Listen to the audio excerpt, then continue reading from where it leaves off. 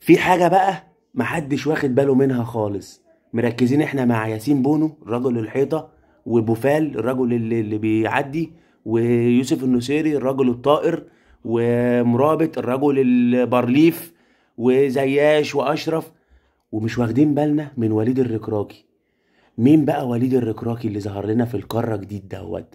انا اعرف وليد ازارو، وليد صلاح الدين، انما وليد الركراكي مسك المغرب شهرين ما اتهزمش، كسب الدنيا كلها، كسبان كندا في المجموعات، كسبان بلجيكا في المجموعة، تعادل مع كرواتيا اللي واصلة نصف نهائي كاس عالم، تعادل معاها، كسبان اسبانيا التيكي تاكا والكورة والدنيا، كسبان البرتغال بلاعيبتها وكريستيانو رونالدو، وعادي وماشي في كاس العالم كده، ماشي بنور الله اكنه بيلاعب الكونغو وزامبيا.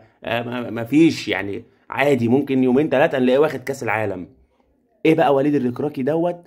وظهر لنا امتى؟ وناوي على ايه؟ يعني وليد دوت الركراكي ناوي على ايه؟ نبطل الكوره خالص، نبعد نروح قاره تانية؟ لو هو ناوي ان هو يحتل القاره، خلاص بقى احنا نشوف قاره تانية نقعد فيها يا عم وليد.